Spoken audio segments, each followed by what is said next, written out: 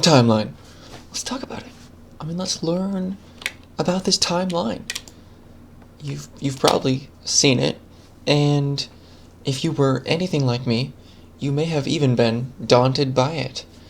I guarantee you, the first thing that really tripped me up when I was trying to get into this whole learning and using Flash thing many moons ago was clicking anywhere in here and not understanding why things weren't moving the way I wanted, or how to get rid of frames, and what all these things meant. So I'm gonna go through it step by step and talk about how to make your timeline work for you. Let's just start. I mean, timeline is how you see things in Flash in a time sense. So, like, here is just in a graphical way how you look at stuff, and then the timeline is how you see it over seconds and frames.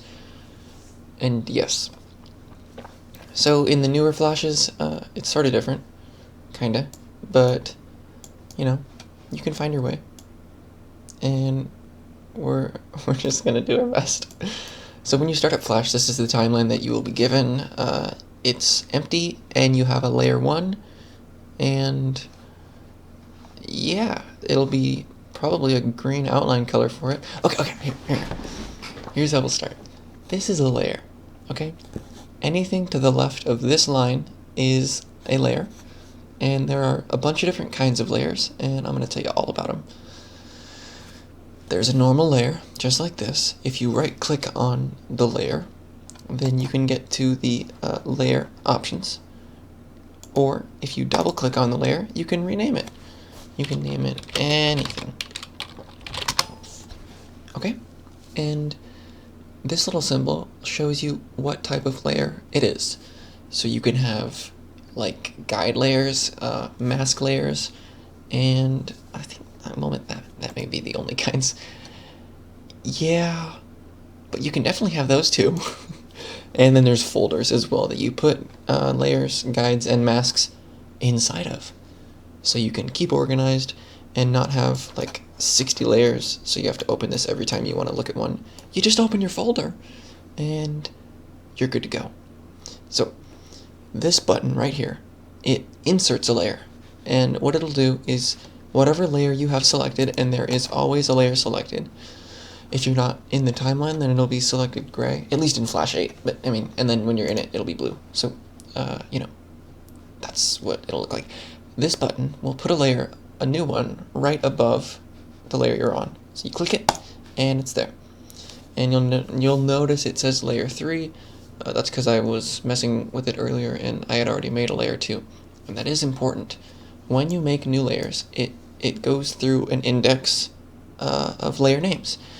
And those are layers 1, 2, 3 to infinity. And no matter what, that is what they will always be called. Even if, and watch this, say I'm on layer 3, I've made 3 supposedly. I deleted one of them. And now it'll make 4. But then, let's say this is how you get rid of layers. You select it and you hit the trash can. So, I don't want layer 4. No good for me. You click it, it's gone. Even though it's gone, and you can see that it's gone, it will still go to the next name in that index. Even if you do it by like undoing, it remembers, even if your history isn't there. So, now this will be 5, right there. And you can do that a bunch of times. I just clicked it a few. So you get rid of this, 7 was the last one. Even though it's 3, it'll still make 8. Right there. Okay. This is to create a motion guide, which is useful for tweens. I'll talk about it in a bit, and even more so in the tweens tutorial. And this is to make a folder. Here's what a guide looks like. It will push out the layer that was selected then when you made it. And now this is a guide for layer 8. And if you had a layer named like anything, and you made a guide, it'll say it's a guide for the anything layer. To get rid of those, you just select the guide, and you trash it. Okay? Good. This is a folder. Great. You can rename those, same you could have with the guide, and then you can put in things inside of it by clicking them and dragging them onto the word. And then they'll go out, and then anything that is in the folder underneath it will be pushed off to the right, and then this little arrow will expand and reduce your folder. Okay? Folders do not have frames. They will always show up as nothingness out here, whereas layers have frames because stuff happens on layers. So, and if you delete a folder, it will trash that folder. I mean, it'll trash everything in it and the folder. And it will ask you, oh, stuff is inside of it. Are you sure you want it? Yes. Every time, yes. No, that's there to help you from deleting work you don't want to delete. All right, let's move over to this side. You get 3 options on any given layer, okay? There is the outline, there is the lock, and there is the visibility, or the show hide option. And the way you enable these for individual layers is there's these 3 little icons. So if you click right here, then it will make that layer invisible. I'll put something on it to demonstrate all of this. Here's a, there. Say you wanted to not see this right now. Gone. And when something is invisible, it's kind of like locking it, in that you can't touch what was here. It's both not visible and not accessible. Okay? And you'll see a little X show up on what was there. Also, I'm going to say it now, there's a pencil next to the far little dot here for enabling visibility. That pencil means that you are currently editing this layer. If you lock it, a line goes through that pencil, meaning this layer cannot be edited, but it's still selected. On this one, the pencil has no line through it because you can't edit because there's no lock and there is no invisibility. Okay, great. Let me go back up here, watch it when I unlock there, and then watch it when I make it invisible. Great. Lastly, we have the outline. And what this does is it just shows you a more simplified version of what you have out here. It outlines fills, and it makes single lines on strokes. So this is a stroke that's huge, and if we make it blue, you can watch what happens. Click. Now it's kind of hard to see because this layer's outline color is yellow. The worst color ever for outlines. And how you change your layer outline color is in your layer properties panel. And to get to that, you either double click on the outline box or you right click the layer and go to properties. Okay? You can right click anywhere on the layer except I think, no, even over here. You can do it anywhere. But I like to just double click this box. And then it opens up layer properties. Lots of stuff going on here. I always like to put my outline layer or outline color to black because it's almost always the easiest to see in contrast with backgrounds and what have you. So there you go. Even on black backgrounds, it inverts it, it turns it white. So black is almost always the best. Now in this layer properties, you can do so many things. You can rename it from here, but you can also do that out here. You can toggle the visibility, which is this, same as just clicking here, and the lock, same as doing it here. You can change the layer type. Okay, so you can do most of this, or I think, yeah, well, you can't change it to a folder from out there, I don't think. Maybe you can. But you can do it all by right-clicking the layer and then going down to the option and clicking on it, or do it in here in the properties panel. Okay? Then you can click this button, which will do the same thing as clicking that box. And then there's this layer height option. So this kind of goes hand in hand with this tick box over here. It changes the display of your layer in the actual timeline part of it. So right now it's at 100%, a normal layer. If you drop this down, you can go 200 or 300. You really should be able to go 50, but you truly can't. I even tried like making like a custom command that did it, and there's just no way. So let's look at what 300 is. You get a super tall frame and a super tall layer. This is helpful sometimes. I've never used it, but maybe if you're doing like just a few frames and you want a really visual representation, you would turn it to 300%, and then in this tick box right here, you might make them large, for maybe if you're doing like an animatic, but I don't use that. Anyway, that is what the layer properties panel consists of. I'm just going to put this back to 100%. Okay. And as I was saying, this is where you would change things like turn it into a mask, a guide, that, and yes, you cannot turn it into a folder just by right-clicking. That's only available in the properties. And I guess I've never done that. Oh. Well, yeah, obviously it would. And you can. Okay, so I'm just going to get rid of this by hitting the trash can. And we've got our anything layer. So you know what these do, you know what these do. Let's start talking about stuff to the right of this. First of all, you can slide this around to whatever you like.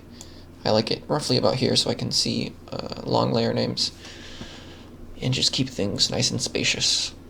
So I'm going to start at the bottom, and then we'll talk about frame manipulation, which is a whole can of worms. But in your timeline, you get to see frames. And every frame represents a fraction of a second, or maybe even a whole second. And the way you tell what fraction size that is with your frame rate. The speed at which Flash, when it plays your animation, is going to show you each frame.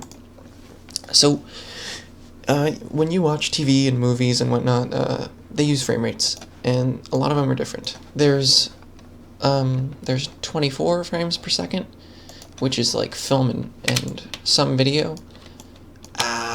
And there's television, which uses 2997, which is like almost 30. And most commonly for digital video, there is 30 frames per second. A lot of animators like to use 24 frames per second. So every second, you'll see 24 pictures that look like a moving image. And then there's like 60 FPS, and then the max Flash can do right now is 120. And the way you change that is either once you're in your selection tool, you go down to properties, and right here, you change your FPS or frame rate to whatever you want. I like to use 30. Anyway, it's all just a preference thing. And another way to change that is to go into your document properties, where you can get to either by double-clicking this, I think, no, not that. Yeah, just double-click this, and it'll open it document properties, or you just go to your selection tool, or I think any of these works, but I like selection tool, and you go to the size, because that's inside of your document properties, and then you'll be able to change anything you like. Inside here, you can add a title and whatnot, and the important thing I'm talking about is your FPS. So I'll give you an example. I have this at 30. I'm going to put it down to 10, which is a slower video. Well, not necessarily slower, it's just less pictures per second. So I'm going to put that at 10. And now, you'll learn this in a second, but I'm going to make a new frame and just show you FPS. You can hit enter to play your animation on your keyboard, or go to commands play, I think, or control play, or if you want to test the whole movie, you do control enter. I'm going to hit enter. So, boom, 20. What I'm saying is it's hitting 10, 20, 30, and 40 every single second. And it gives you a live view of what frame you're on and how many seconds have been passed. So here's 1 second, 2 seconds, 3 seconds. Now if I was on, I'm going to double click, 30 FPS, then it would go 1 second. 60 is 2 seconds. 110, 90. 90 would have been 3 seconds. See, it says it right here. So, yeah, your seconds are just your frames elapsed divided by your frame rate. Okay, that's animation. Now we're going to talk about these other symbols here. You know what that is, what is this? Well, to make that make sense, we have to learn what this is. And this too, but here. Let me make a quick little animation by using my brush tool, by hitting B. You can learn about that in the basics tools tutorial. We got a bouncing ball, a big bouncing ball, not a tiny one, a good red. Okay, so, oh, here, ignore everything, don't even think about this. Oh my gosh. Okay, what I'm trying to show you is this button right here. This is called onion skin, and it dates back to when people used to use tracing paper to animate by hand. What it does is it will show you a certain number of frames, either forward, backwards, or both, like kind of see-through, and it is essential for animating almost anything. Click it on, and then something shows up in your cursor. By the way, your cursor is this red bar, and you move it by either clicking on it and then dragging, or just clicking anywhere and dragging up here in these frame numbers. Okay? Simple. Now, onion skin. You click that. This far one on the left. These are different types of onion skins. You click that, and then these two little handles show up, and if you have something on your layers, all these future versions of the ball show up. And what is showing up is 2 frames past and 2 frames forward. And you can change how many frames are showed by grabbing the middle of these brackets and moving them around. This will show you more frames forward. This will show you more frames backward. And then you can go like none backwards by dragging it right up to the red, and only forwards, see? Or maybe you want to only see from the past and not see forwards. Okay? That's onion skinning. I usually keep it at 2 or 3 frames forward, backward, just to keep things clean. Now there's a different kind of onion skin. Before I show you, I'm going to go to my layer properties, double click the box, or right click, go to layer properties, and then change the outline color to black. Now, this kind of onion skinning doesn't use what's on the frames. It uses what it would look like if you were on the outline mode, without being on the outline mode, so that way you can see your current frame in normal view, and then your future and past frames in the outline view. See what I'm saying? It's helpful when you got a lot of lines all over the place, or a lot of colors that are similar to like this one. So if you had a light red for a background, this type of onion skin would be better than this one, because you would have a tough time seeing those onion skins, whereas the outline will never fail you. That's this middle button right here. Good. And then last one is kind of onion skin, but kind of not. It operates independent of these two. And I'll show you, let me get rid of this background. I'll show you what I mean by that. So I'm going to turn this off, and then I'm going to tick this on. It uses the same bracket length for its forward and backwardness, but these are not see-through. And for some reason, you can click on them.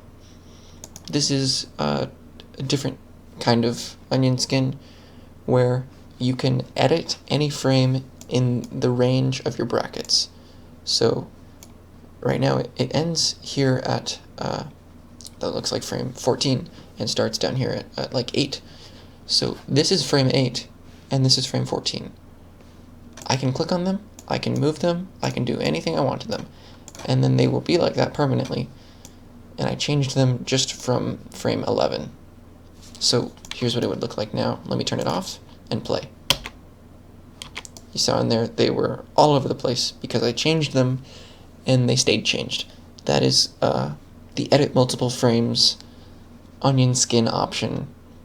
It's good for like when you want to select all of these and make them yellow without having to go to each frame one by one and change them to yellow, and then they're just yellow for that little bit. Great. Multiple frames editing. Now, this is for custom onion options, and in my first, 5 years of this, you just don't touch it. You know what? If you want to change your onion skinning, just use these. This is unnecessary. And that, just don't worry about it. Control your cursor by clicking on this, and you'll be fine. Alright, now that you learned about those, you can learn how to apply them, how to make frames. And it's a whole thing, and I'm going to really honestly do my best to do it justice. So strap in. In your timeline, you have all these frames, and you can click anywhere you want at any time. Just remember, if your layer is locked, you can still change stuff in the timeline for that layer, but you cannot change stuff for the, like if I try to draw, you'll see my brush tool it's got a little circle with a line through it. That means the current layer. Anything is locked or hidden. Would you like to unlock it? It'll always prompt you if you try and draw on a selected locked or hidden layer. And you can say yes, and it'll unlock it for you, or no, and it will leave it alone. And then you can draw if you hit yes. So, yeah, just keep that in mind. Now, there's a few ways to edit frames. You can use your keyboard, you can click, you can right click and do other options. I'm just going to run through them. This is a blank frame. See how it's white and it's got a hollow circle. That means there's nothing on it, and it's totally empty. Okay. If I make a new one okay, here we go. I'm gonna make a new frame. Right click in an empty frame and do insert. I'll do insert blank keyframe, so it's definitely gonna be blank. Now we have another one. And there is a line between these two frames. That's important. So what you got going on is, shoot. Guys, this is gonna take a while. I don't want it to, but I think it's quite possibly the most complex thing about Flash. Here are your frames right now. Actually, now that I've drawn all of this onto frame 2, it looks like this. It looks like this. And that's because frame 1, I'm going to go backwards. By the way, to scrub through frames, you can use comma to go backwards and period to go forward. So you're going to be using that a lot, probably. Here's frame 2. It has stuff on it. And you can tell that because the frame looks like this. It's gray, and it's got a black circle on it to represent things in that frame. This one, though, has got nothing on it, so it's white with a white circle. Okay? Now say you wanted this drawing right here to go on longer. That's where you would, instead of inserting a keyframe, you would extend a keyframe. You want to take this, and drag it out. Keep the party going, and you'll get extras. So I'm gonna extend this out to frame 3, and there's like 1,000 ways you can do everything. Here is one, I think.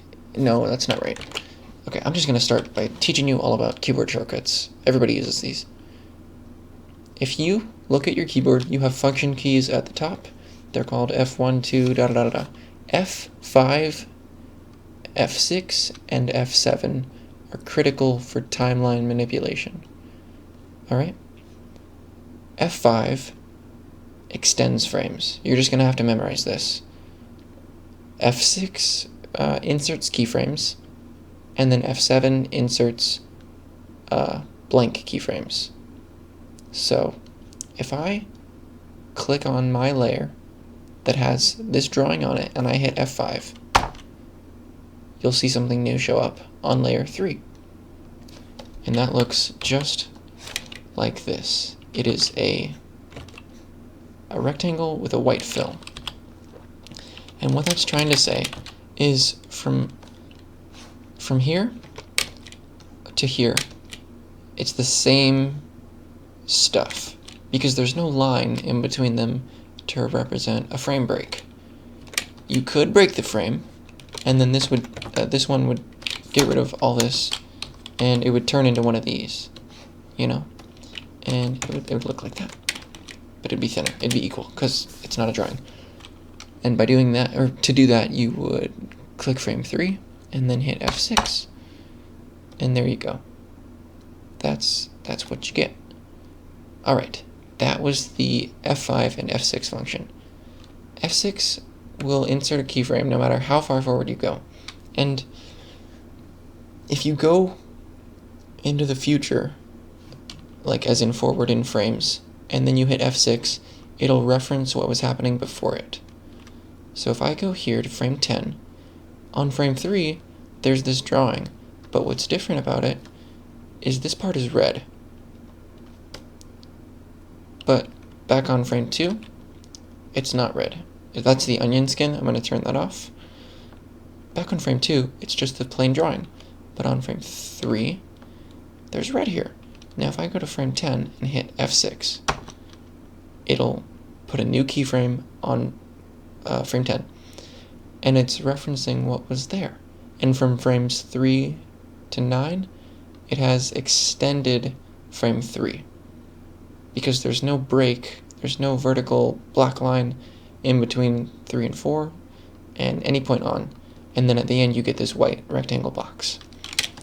So that was F6. Let me undo. Oh, by the way, Control-Z, undo, if you didn't know.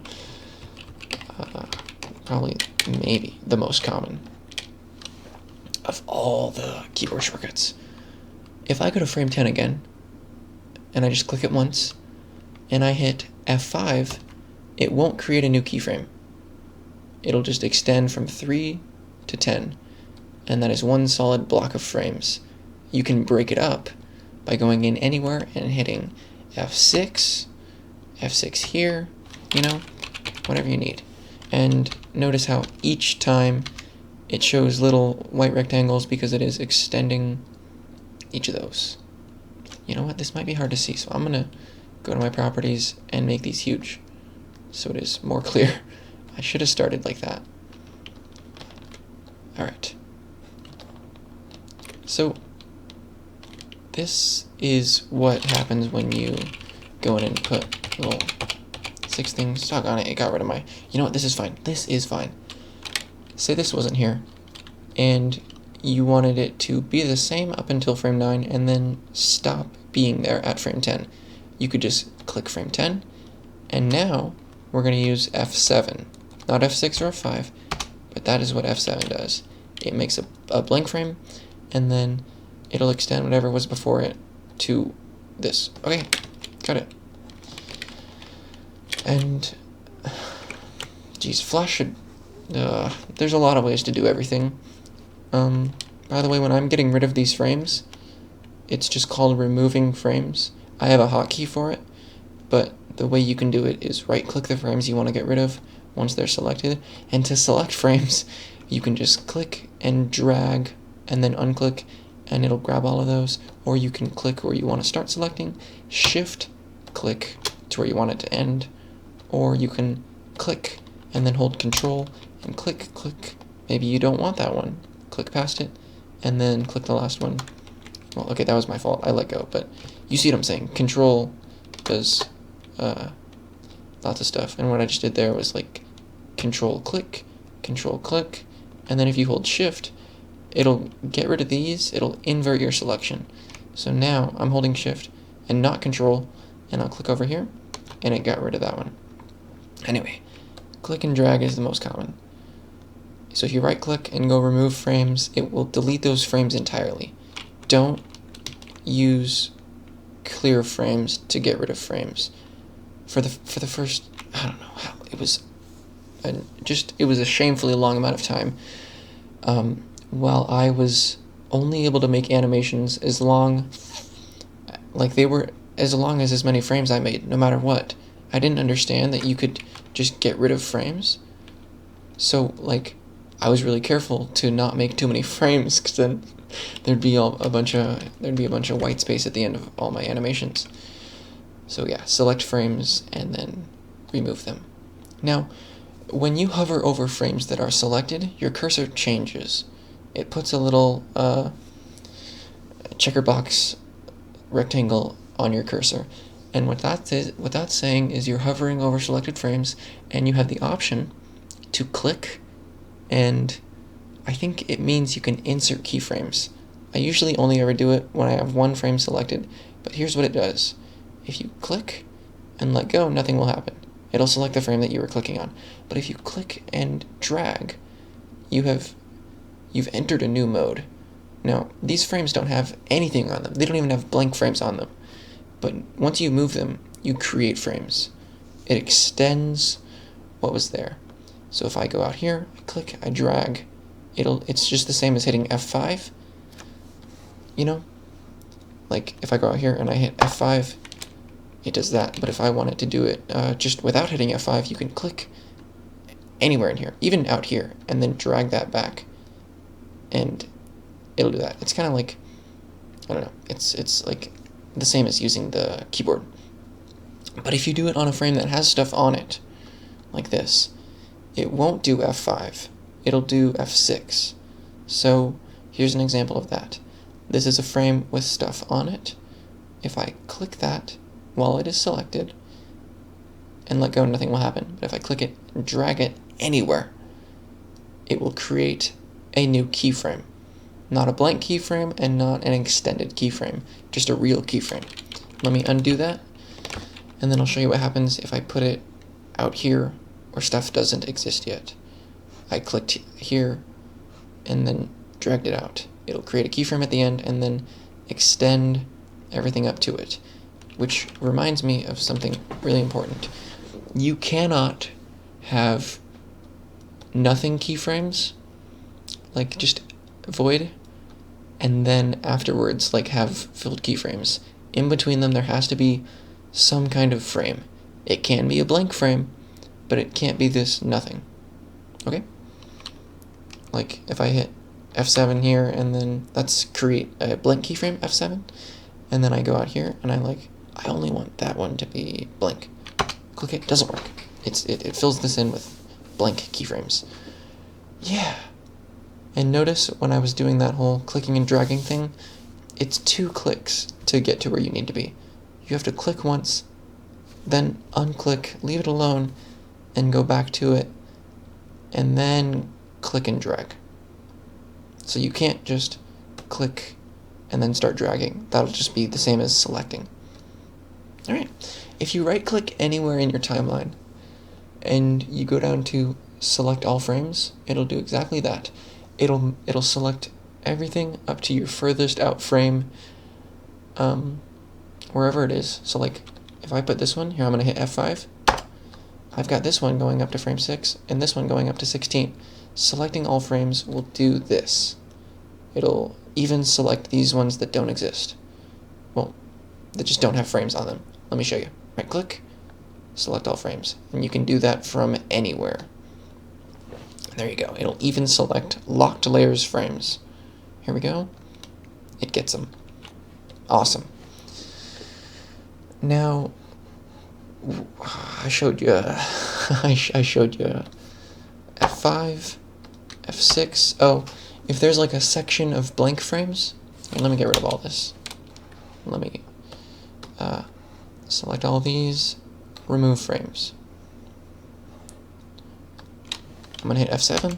So if there's like a bunch, F5, if there's a bunch of blank frames, and you go in here and hit F6 to insert a keyframe, it'll do exactly that, but because there's nothing here, it'll just insert a keyframe that's referencing what was here, as in nothingness, blankness.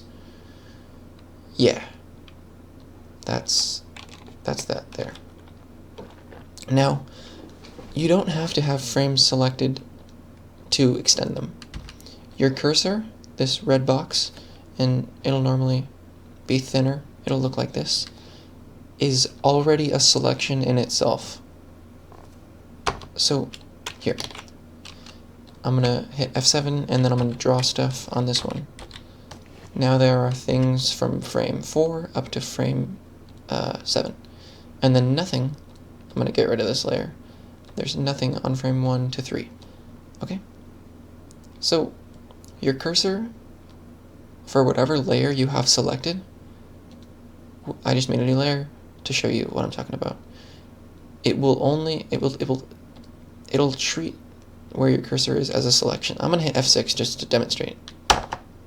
It made a new frame out of the blankness, and when it's only blank frames, F6 and F7 do the same thing. There was F7, but if I'm over here and I hit F6, it creates a new frame of what was on the previous one. If I do F7 in that instance, I'm on frame 4, F7, it'll create a new blank keyframe, and then it'll extend these out to wherever they go. This is really helpful, extremely helpful for using or for double framing. And I did F6 and F7 as demonstrations first because they are different from F5. If you try and use your cursor to extend frames without going in and selecting them, it'll do it to every layer universally. See what I'm talking about? F5. See how it extended even the layer that is not currently selected? You can see it again. I'll just make a blank keyframe with F7 or F6 because there's nothing here.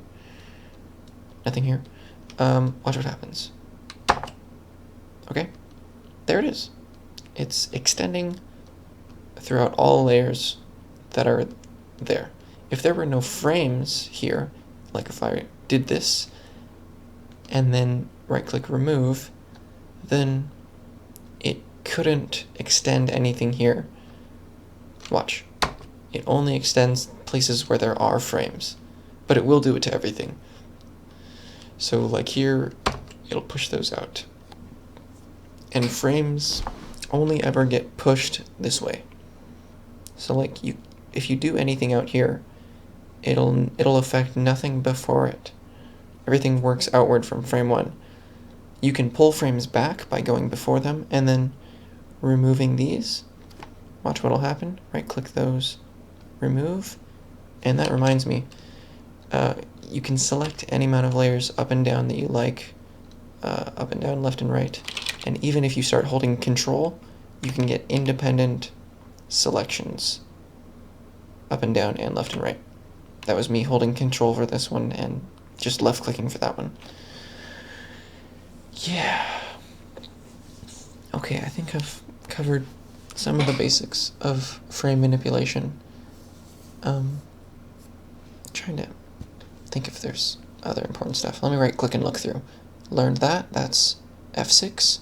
This is F7. Clearing a keyframe. Okay. So this is a keyframe. This whole thing. This is the base of it, and then this is the extension out here. If I right-click anywhere in here and I say clear frames, which it always says frames even if there's just one, then it will do the same thing as going in here and then hitting delete. Okay. Watch. Clear frames. It's gone. It's gone! On that frame. Oh my goodness. I don't use clear frames often, but you saw what it did. If I do it out here, I guess it's just the same as hitting, it's like hitting F7. It's like inserting a blank keyframe, but it's different in that you can do it on a first one, and it doesn't move forward. F7 would do this.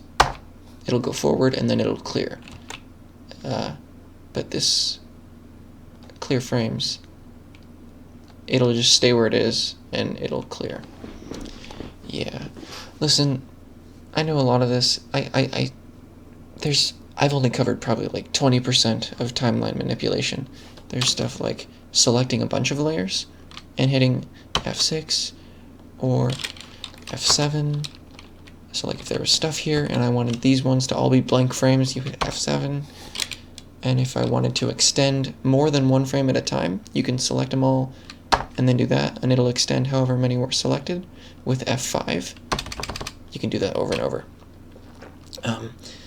You know, there's things like if you wanted to, I don't know. There's stuff here you want to make those blink. That'll do that. If you click in here, drag there, you can make these blink.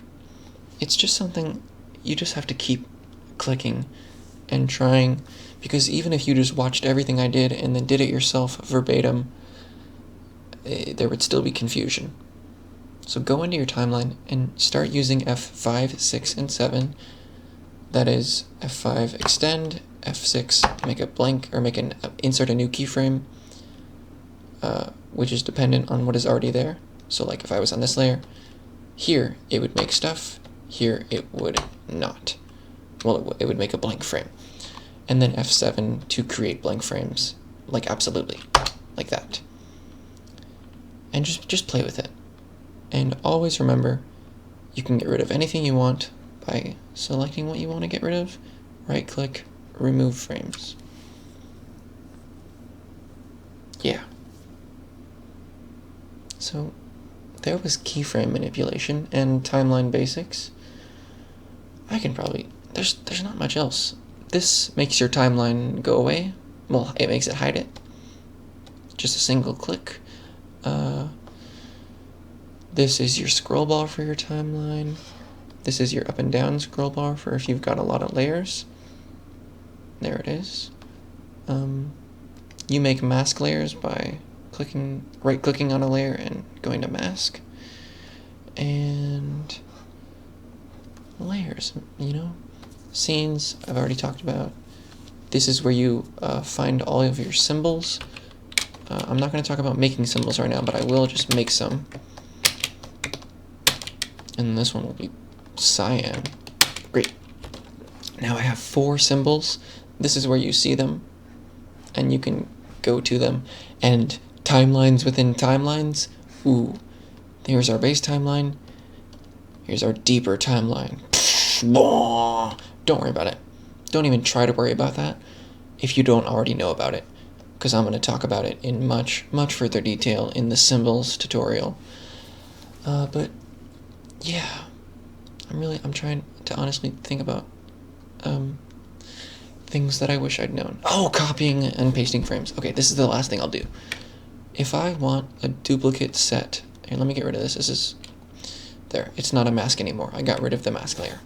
If I want these frames, like duplicated, you have the option, just like in here, you can cut, copy, and paste, which is Control X for cut, Control C for copy, and then Control V for paste. Here, you can't use Control X, C, and V. It does not work. Undo works. Control V will work. Like if I right-click these, remove them, and then go Control V, that works. But if you try and do Control X, nothing happens. If you want to cut and paste, you have to go to these special cut frames, copy frames, paste frames options. So if you wanted to just duplicate it, you would copy these and then go to where you wanted them to show up. This will be the starting position. You right-click it, and then you paste frames. And what it's going to do is push these out, because you're slipping frames into here. Paste frames. The way you would avoid pushing that out is by selecting the exact amount that you are pasting, and then what it's going to do is just replace the frames that are selected when you paste. So it'll look like that. I missed one. I forgot I copied that blank frame. But yeah. That's how you do that. Cutting frames works just like you would expect. Cut frames. It takes all those and it copies them and then gets rid of where they were. But it doesn't remove them. Removing frames is it's a very unique function, and it's the only one that does this. Gets rid of them completely. Use it to your advantage. And then since I just cut those, they're in my paste board right now, and right-clicking somewhere and then pasting them will put them back. Yeah. That's your timeline. These options you can look at yourself. You can make tiny frames, small frames, as in left and right wise. You can make them preview what is on the frame, like show you all this stuff down here. and that's normal preview. Preview in context shows you what's on the frame in the shape of the frame. So everything will look really little, and stuff that's big will, you can see it there. Yeah. Short is great. Here, I'm going to put these back to normal, and then I like to use short because you can see more layers. And if you use tinted frames, which you almost always should, then you'll see stuff like this. Here's what it's like without. Everything is like, it's harder to discern if there's stuff on a frame or not. So just use tinted frames. Very helpful. That's your timeline. Don't abuse it. Don't get mad at it. Remove frames. Yeah. And then we'll go into tweens later. Oh boy. Oh, one last thing. Man, this is going to be like an hour long, but you have to learn it eventually. If you just click on a frame and then look at your properties, you can write stuff. Like, you can say, these frames are for hands, and hit enter, and that's called a frame label, and then it'll show up here. You can even do it on frames that have stuff on them. Miscellaneous lines, and then it'll write it right there. Frame labels. They're helpful. I use them sometimes when I'm doing complex stuff and I need to see where things are. And also, I'm not even getting into it, but when you click on a selection of frames, it has frame properties. Stuff like setting the sounds, if you have sounds, and then setting the tween types. But yeah, that's for tweens. Thank you. Hey, you've stuck around. You made it to the end. Thank you for coming and taking a look. And hopefully learning maybe one thing, or maybe a bunch if you're brand new to Flash. Bye.